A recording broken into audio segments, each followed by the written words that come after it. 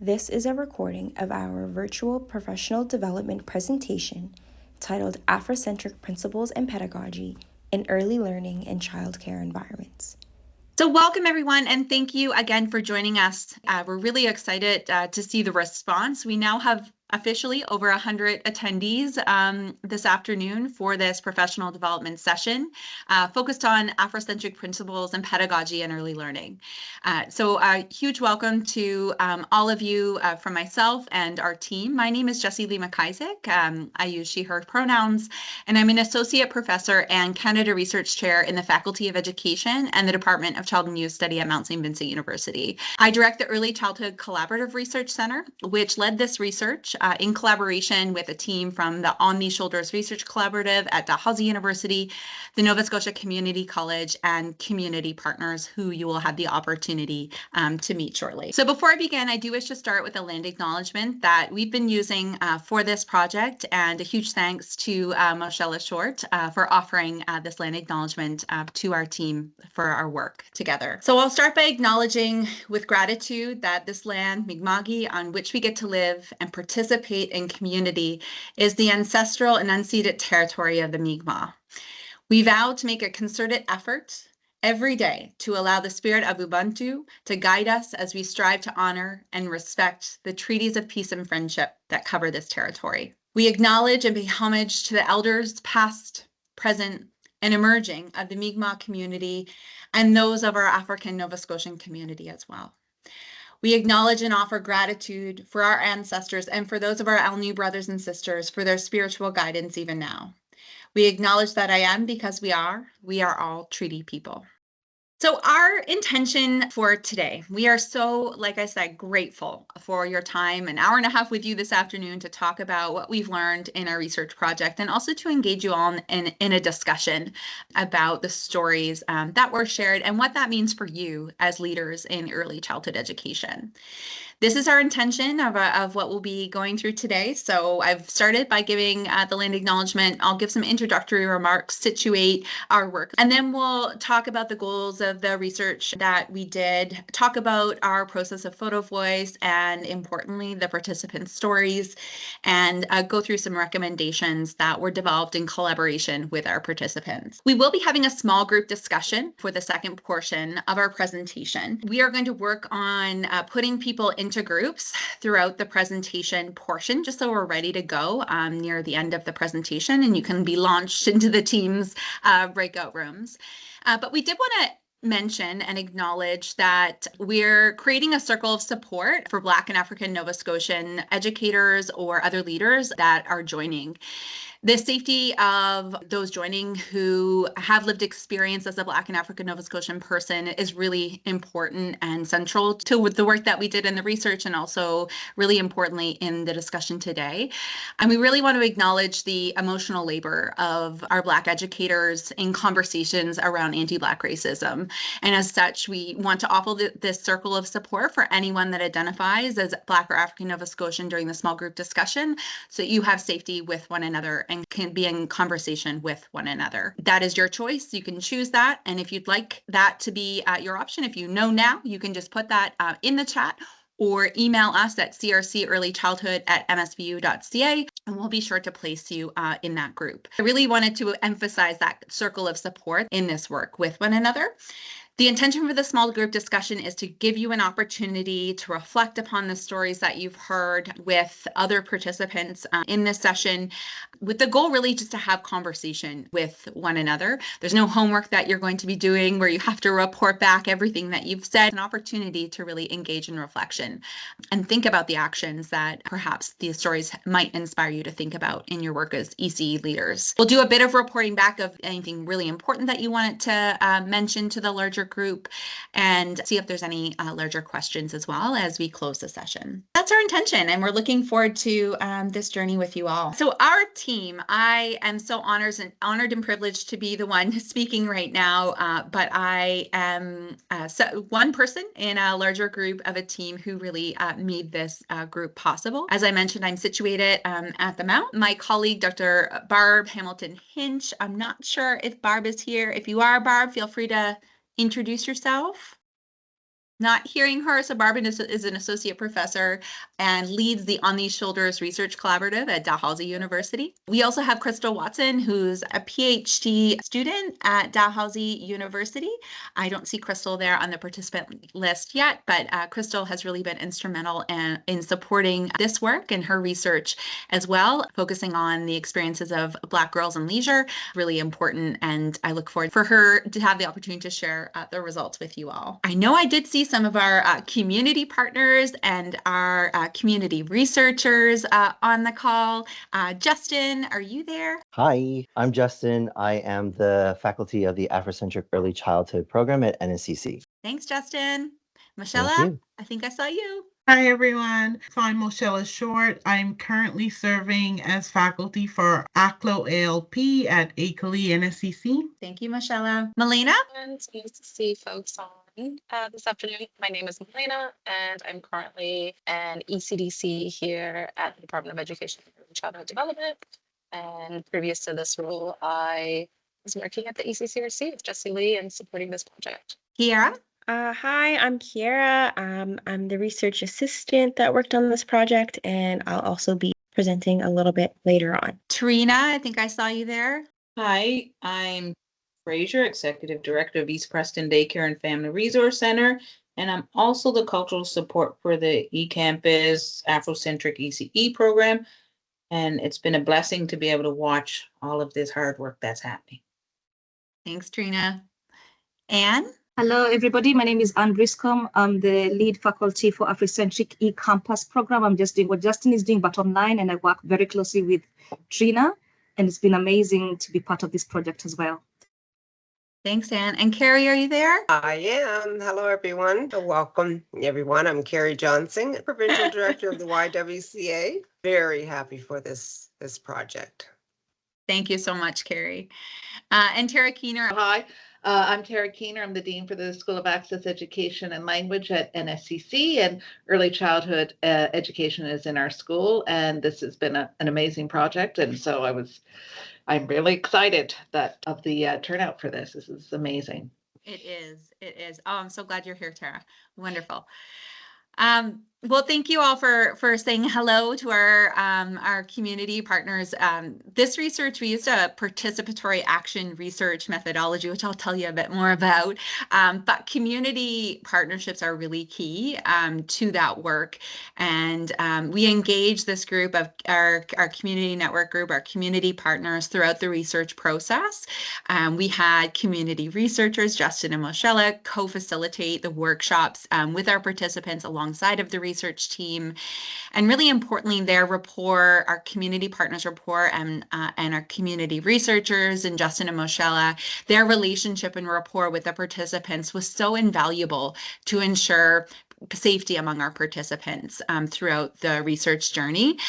So I think that's a really important part of this research is to demonstrate that comprehensiveness of the team. And we'll tell you a bit more about that journey as we get into the presentation. So just to situate the work, our session today, as I said, is focused on ECE leaders. We invited those that are working in a leadership role, whatever that looks like in early childhood education, to engage in this opportunity, to listen to some of the stories of participants in this study, and also, again, to provide you an opportunity to talk about potential actions in this work in dismantling anti-Black racism. We know that in early childhood education, principles of equity, diversity, inclusion, and accessibility are really foundational to getting to high quality programs. How we approach early childhood education, known as our pedagogy, and also our image of children as capable, confident, and curious, all influence how we support equity within early learning and childcare settings. This includes things like how we welcome families and children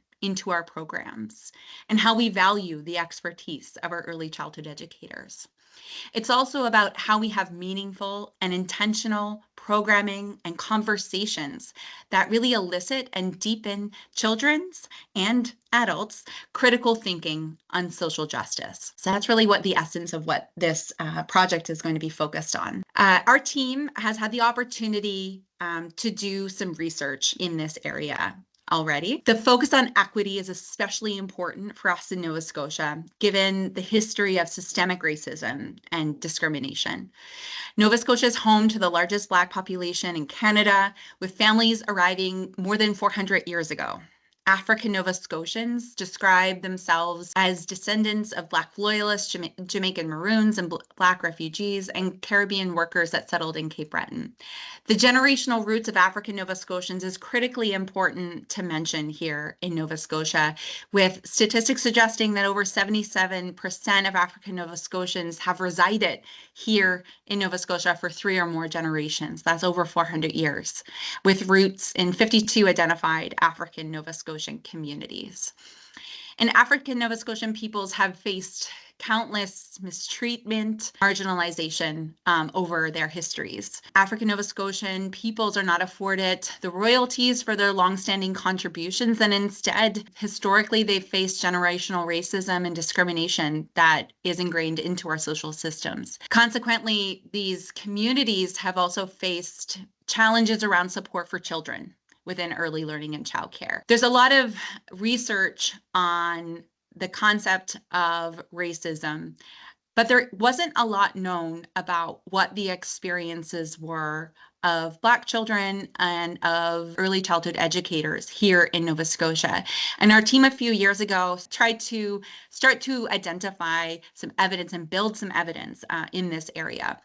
So we undertook a project a few years ago to start learning more about what the situation was like here in Nova Scotia, given the histories that we know are a reality. Our team did a project that was funded by the Inter-University Research Network, which is through the Department of Education and Early Childhood Development, where we spoke with parents of Black children and Black early childhood educators about their experiences within early learning and childcare. So this research was conducted in 2021. We had virtual interviews with these folks. We're just looking to better understand the experiences in early childhood. We had the opportunity to publish our work in 3 peer-reviewed papers, which again really fill that gap of evidence and information. But this helps to really build important evidence of what our current situation is, and hopefully also provide a real imperative to support change. So I have the QR code there that you can scan the little snippets of the papers, but briefly, our first paper was led by Crystal Watson, and this explored the leisure experiences of African Nova Scotian children, identifying the systemic issues that restrict outdoor risky play opportunities among Black children. This paper speaks to the hesitancy around allowing children to engage in risky play for fear of injury, as well as issues of over-surveillance were identified. Additionally, we identified through the participants' stories that access to outdoor play infrastructure can be limited among many historic African Nova Scotian communities. The second paper was led by Emma Sterling Cameron and our team, and it explored the nature of anti-Black racism in the lives of Black families here in Nova Scotia. This paper speaks specifically to the hypervigilance of parents for Black children, knowing what they will encounter with respect to racial violence in schools and childcare. And parents really spoke about how they work to instill a strong sense of self-confidence in their children to counteract these negative impacts of racial discrimination. Finally, Milena Pimentel was the first author on our last paper, which really narrowed in on early learning and childcare settings. And through this paper, we identified an anti-Black approach to curriculum and the ways in which within early childhood pedagogy, we need to rethink the approach that we're using. We also referenced in this paper inaction on racism and social justice and precluding Black children often from culturally safe environments. So this earlier work really provided an essential foundation for figuring out what we can do about it and identifying how to move forward. So after we had the opportunity to work with the data, we held an event in East Preston to share the results back to community. And that's a really important part of research that we do at the Early Childhood Collaborative Research Center, is that we really work to what we call mobilize knowledge and share information that we learn through research to help to inspire and support action. And that's a really important part of today as well, that for those of you who are pedagogical leaders in addressing and dismantling anti-Black racism within your programs, that you see yourselves as having a role in that. We all have a role to play, especially those of us who hold privilege and power in leadership roles. So in our conversations at East Preston, we had the opportunity within community to talk about what these results meant to community, and also importantly, what was currently happening to address some of these issues and to support the Afrocentric education.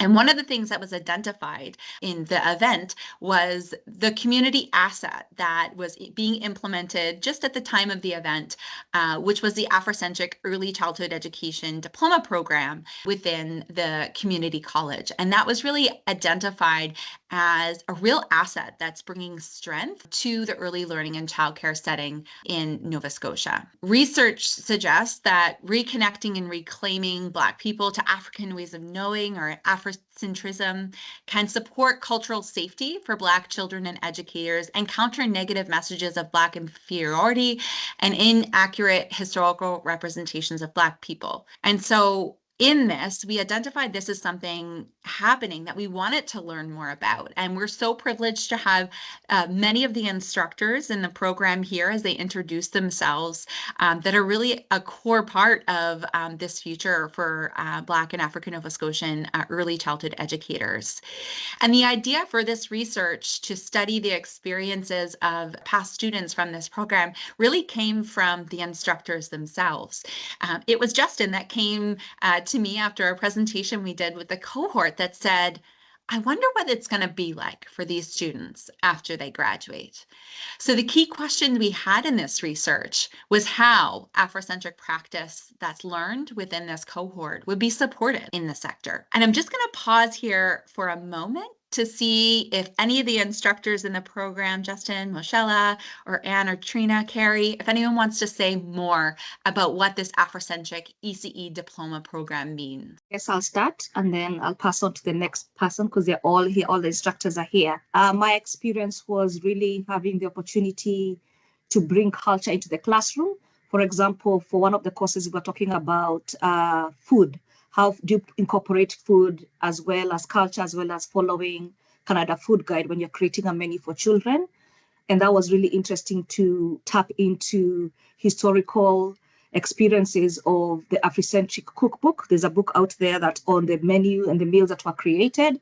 We also had a Black farmer come into our class and talk about their experiences, which is one of those things that was really nice to see from the students. And it's not just a course and it's not easy. It is not watered down. We still follow the same early learning outcomes like everybody else.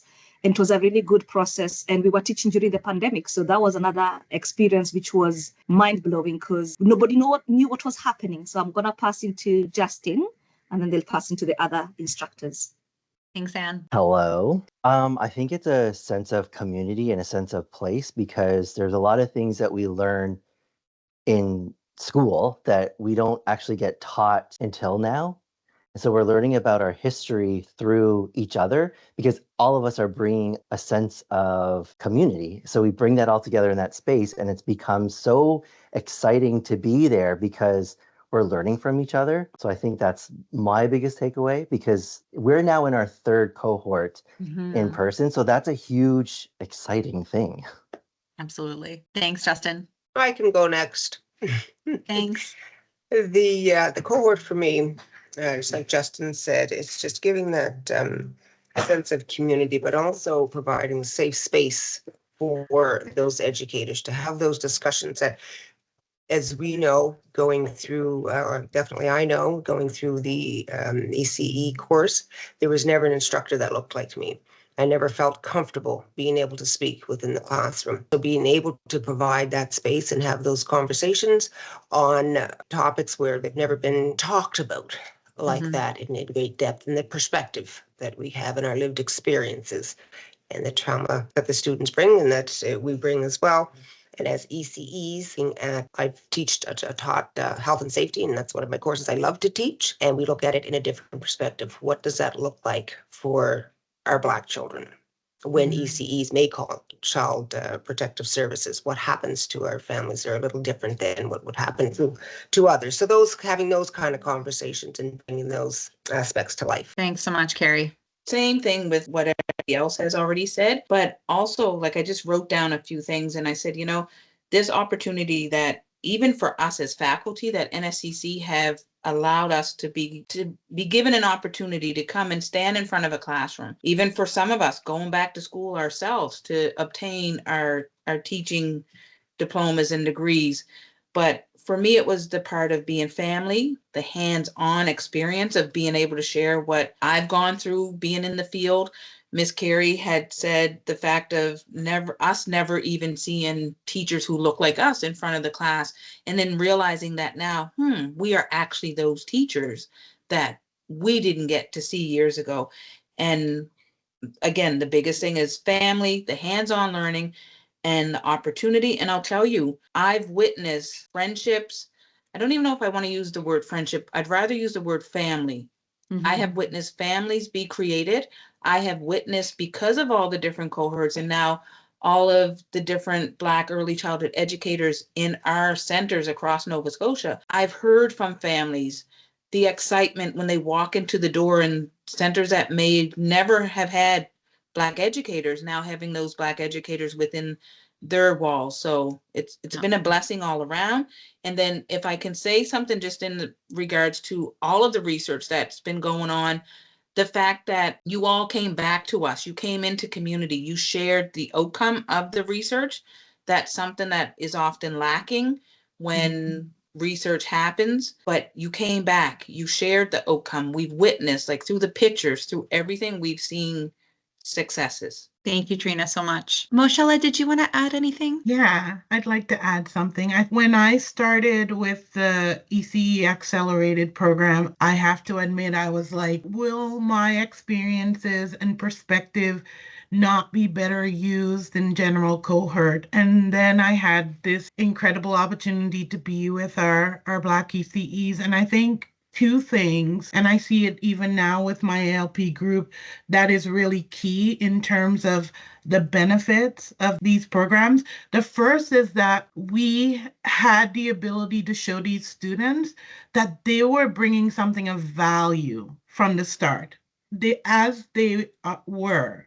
As they were entering the program, they were already bringing something of value in their lived experience. Also in their practice, they were bringing value to what we were offering. And then the second thing, which I thought was really important, was that we were able to show them that they were capable. We knew that. We knew that they were capable of all the new learning that was going to happen. And now I'm a firm believer that these programs aren't just doing good, they're necessary, because our Black learners have had far too few opportunities to be in learning spaces where they were seen as capable of performing to the utmost in terms of what they were going to get out of the learning, but that they were also bringing something that was going to add to the overall experience.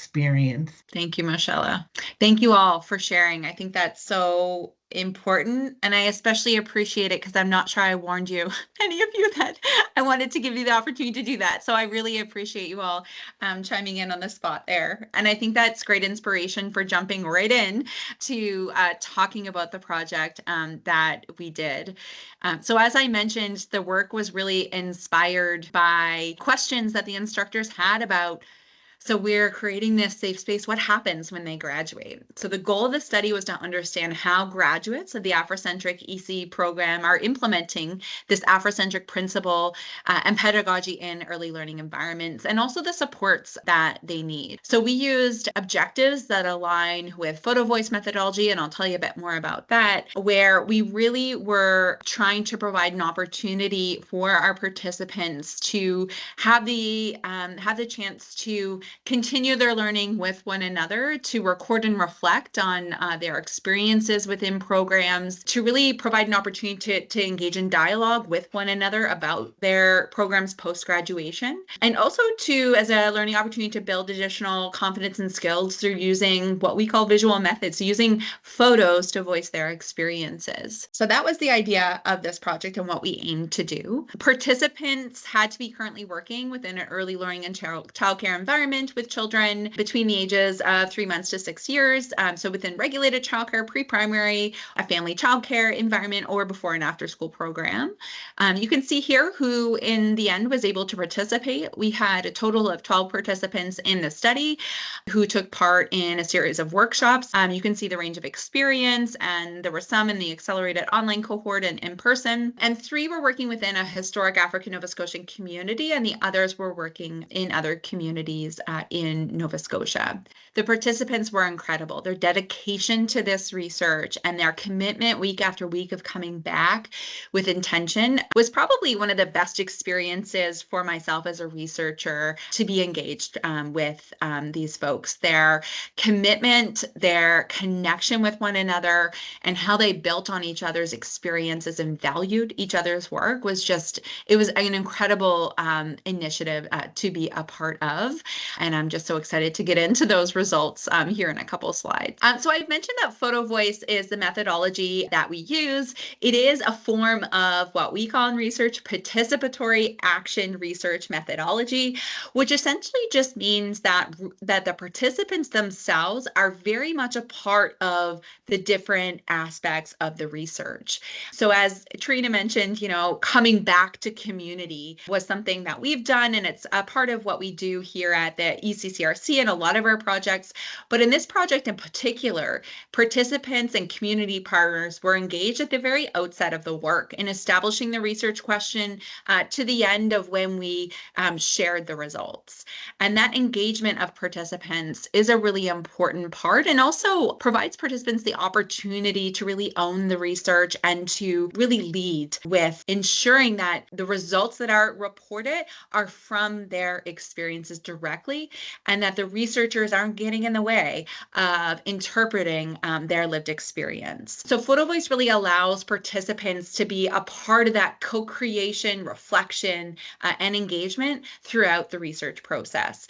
I have the steps of Photo Voice here. If anyone's interested in knowing more, feel free to shoot me an email and I can definitely provide more reading. But I think the idea is that we identified the question, we recruited participants, and then we went through a period of engaging them in conversation about their experiences and using photos to reflect their experiences.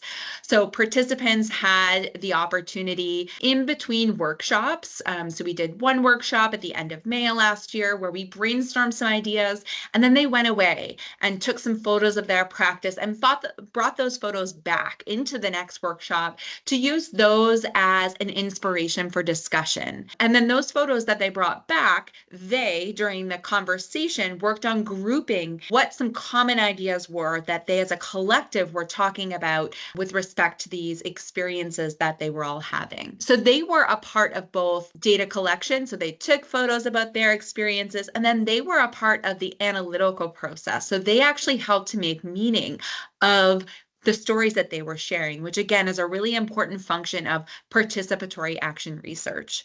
So we held 3 workshops in the spring last year, which were such engaged conversations. And then we had a follow-up meeting in the summer just to ensure, again, we were getting it right and that the final research results, that they felt good about that they had the opportunity to help with refining and linking ideas. And then we did hold a community event in November at the Delmore Buddy Day Learning Institute, which was a really great opportunity to bring results back to community and also for participants to celebrate their part in the process. So that's a bit about the process. We developed reflection questions that we encouraged participants to think about as they were taking photos, and also to support reflection of the photos that they were sharing during the workshops.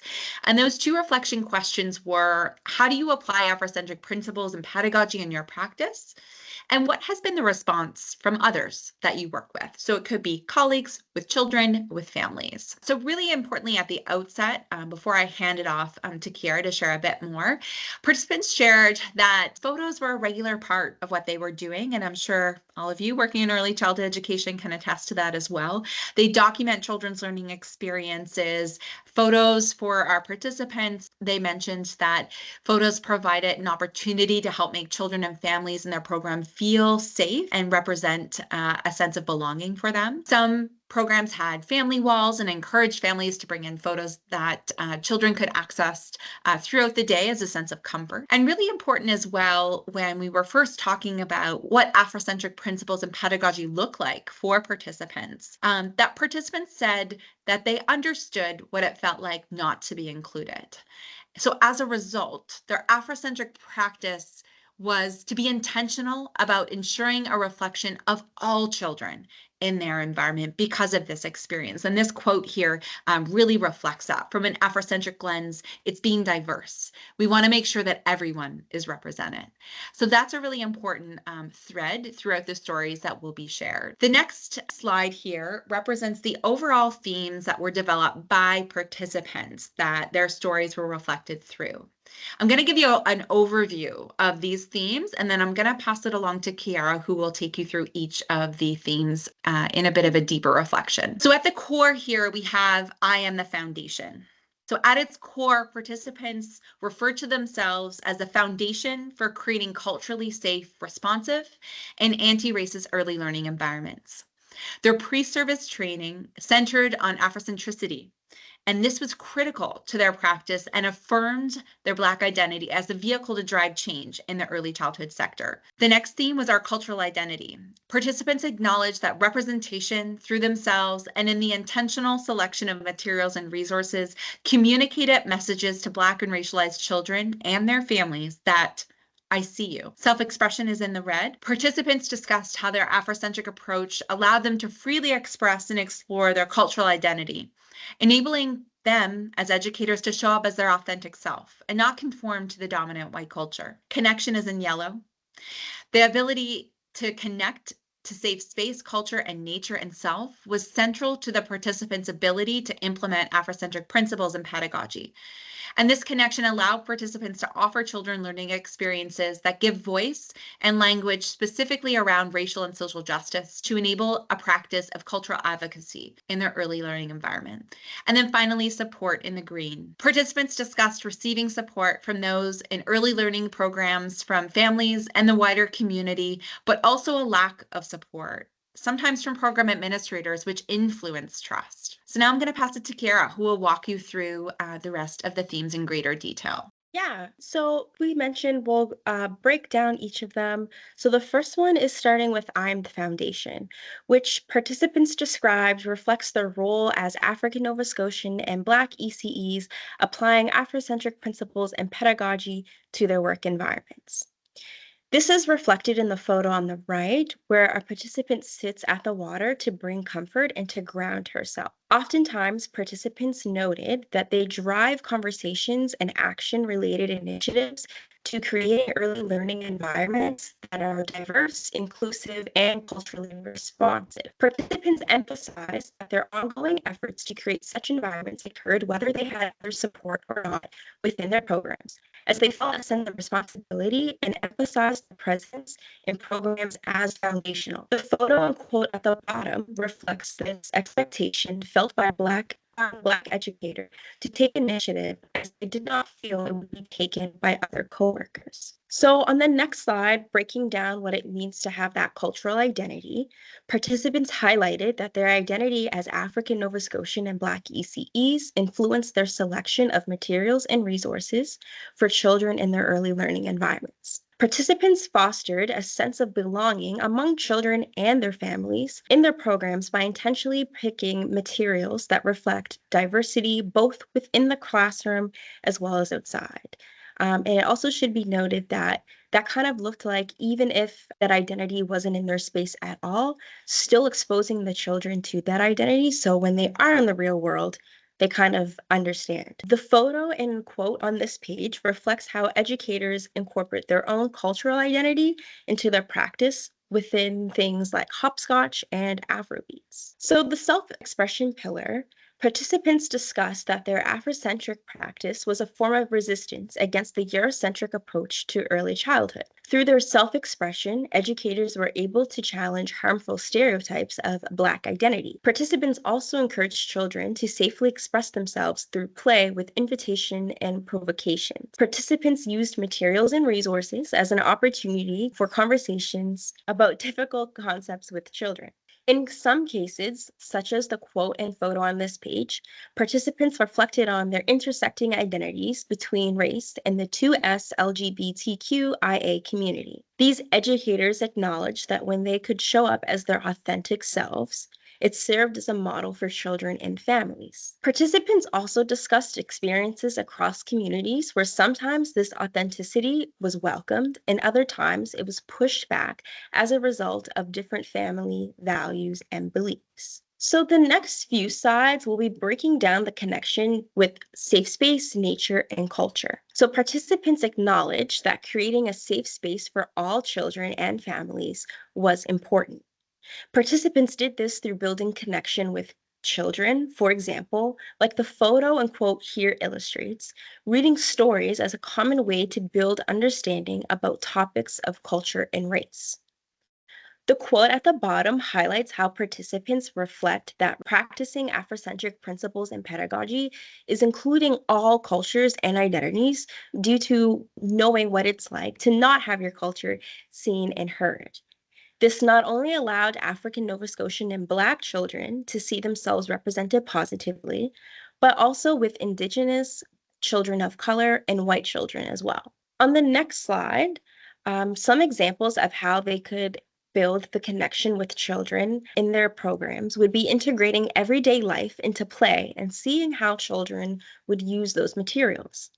For example, one educator spoke about using African print cloths and allowed children to explore wrapping their baby dolls around their tummy and back to carry the dolls, just as you would see mothers in African cultures in everyday life. One mother was happy to see this in the context of play, as this is how she carries her child. This photo showcases an educator with children where other participants commented on their sense of comfort they saw in these children because of the sense of safety that she had created. The next slide, the participants also emphasized the importance of connection to nature. One participant noted that for African Nova Scotians, this connection to nature was a natural way of being. Just as we see reflected in Mi'kmaq culture, nature is something that is important within the African Nova Scotian community as well. And being able to explore the world within nature overall supports the well-being of the child and the African Nova Scotian Black ECEs. In the I Am the Foundation slide, we saw one of the participants sitting at the water after a long day of work. This idea of having access to connect to nature is just as important for the ECEs as it is for the children. Connecting to nature is one of the many ways that participants could share their Afrocentric culture. This quote reflects resistance one educator felt in supporting children's engagement with nature. And the photo offers an example of the joy that comes when children can explore and build on that connection. On this slide, not only did participants create a culture for children to explore their own cultures, but participants also fostered a safe and comfortable environment for children to learn about Afrocentric culture through each other as well. In this particular example, this participant shared a story of a time she allowed children to freely discuss culture through their lens and experience. During this particular exchange quote, the Black child was describing to a white child what a bonnet and braids were. The conversation was so fruitful that the white child discussed it with her parents, and they had bought her a bonnet as she requested for the white child.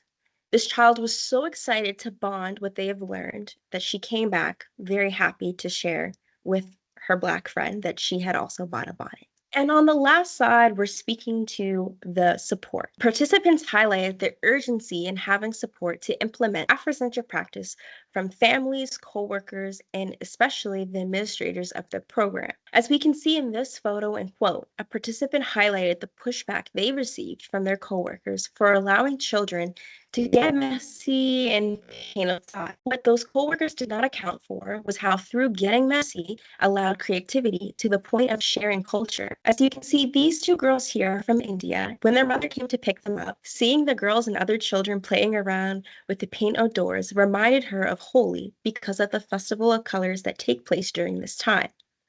Participants working in non-African Nova Scotian communities felt a lack of support from administrators voicing their concerns about children and families they work with, and understanding their perspectives and experiences as African Nova Scotian and Black ECEs. Educators also discussed often receiving pushback from their coworkers in certain instances, leading them to feel undervalued. And now I'm going to pass it back to Jessie Lee to wrap things up. Thanks so much, Kiara, and I hope you enjoyed the photos. And the integration of quotes is really important just to ensure we continue to really listen to the lived experiences through their words as well. So the participants overall really exemplify the significance of Afrocentric early childhood education. The stories and practice that they shared were exemplary for what it means for high quality, culturally safe and inclusive early learning. The examples illustrated how educators are engaging with children holistically in mind, body, and spirit, and embracing the principles of Ubuntu, which means I am because you are and you are because I am. These educators are creating enriched experiences for children to help children learn about themselves, to help children learn about each other and the world around them. The stories that were shared talk about the rich experiences and also at the same time reveal the challenges these African Nova Scotian and Black educators experience applying these principles that they're learning in the Africentric cohort in early learning programs in Nova Scotia. Especially for those working outside African Nova Scotian communities, educators encountered microaggressions from colleagues and administrators who were not recognizing and addressing the issues. And these experiences influence the overall cultural safety and lead to worry and concern from Black educators about the potential repercussions if they speak up. The participating educators spoke on how different steps can be taken to work within early learning and childcare to help them and help others create more safe, inclusive, and culturally responsive programs and practice. And that's what I'll share on the final slide. So the participants had the opportunity following our workshops, at the very last workshops, to talk about the actions that they would like to see taken in early learning and childcare and how we can move forward toward this culturally responsive approach to early learning programs across the province. Addressing anti-Black racism can be embedded as an ongoing part of policy and practice in early learning and programs. And there's multi-level actions that we can take that are critically important to address individually, all these points that are mentioned here, but also as a collective. And especially for our conversation today, for leaders in early childhood education, one of the important things is thinking about policy that's created within early learning and childcare, ensuring that there is policy not just at a provincial level, but at a program level that ensures the protection and safety for educators. This can be done by clearly identifying pathways for educators to voice concerns that where they don't have a fear of retaliation. And so that they know when an issue is brought forward, there's also accountability and action. And this includes direct discrimination and also microaggressions, which are often thought about as statements and actions or incidents that might be indirect, subtle, or unintentional, but have real harm. And for those of us in leadership positions, if there's a defense or a deflection, we're failing to listen from the experiences, from the lived experiences of others, and acknowledging the broad issues of racism and also how that transpires at a local level, which can further deepen the feeling of unsafety for Black educators and families and children alike. So for leaders that hold white privilege, myself included, we need to take responsibility in creating safe spaces for our teams, where the talents and expertise of Black and African Nova Scotian educators are valued and not tokenized. We as leaders need to provide training for staff on recognizing and addressing microaggressions and implicit biases, providing professional development and encouraging staff to participate in professional development, such as the culturally responsive practice modules, and also those that focus on Afrocentric early childhood education and cultural competency. And importantly, it's not just attending these workshops and professional development that's important. As leaders, we need to follow up with folks that attend this training to help our teams and our staff to mobilize this knowledge that we're learning into practice. As a pedagogical leader, you can actively engage educators in critical conversations that can move from understanding something conceptually to implementing it into their practice. Things like observing what's happening in programs, reviewing program planning or documentation, and offering feedback to your teams to dig deeper into this critical reflection are potential suggestions that you could think about. Equally, as a leader, ensure that you model and support programming that reflects cultural diversity all the time. It's a beautiful time right now to celebrate Black and African Nova Scotian culture during February for African Heritage Month. But we also need to find ways to incorporate diverse cultures into programming all the time, not just these moments of celebration and recognition. And finally, as a leader, an opportunity to engage your families in programming should really be at the heart of your work, building relationships with families where they feel seen and welcome and a part of the community. Building relationships with African Nova Scotian communities to really engage and learn from lived experiences, and encouraging your teams, your staff to participate in broader community networks and events that celebrate diversity. There are opportunities for peer support groups and mentorship programs that can offer safe spaces for Black educators to share experiences and have that sense of cultural safety that are also really important to encourage. And as a leader, you can provide those opportunities and encourage your teams to participate. Thank you for taking the time to watch this recording of our presentation for administrators and leaders in early learning and childcare programs. As you continue to reflect on the stories shared by participants, we encourage you to engage with the following reflective questions. What do the stories inspire you to think about? What do the stories inspire you to do? If you have any questions about this study, please do not hesitate to reach out to our team. Please see our website for contact information. This QR code should take you straight to our website. Otherwise, please visit tinyurl.com/ECE Africentric Pedagogy. To stay up to date on this project and more, please follow our socials. In closing, we'd like to thank the participants for sharing their photos and stories and our community partners for their ongoing advice and support. This research was funded by the Inter-University Research Network through the Department of Education and Early Childhood Development.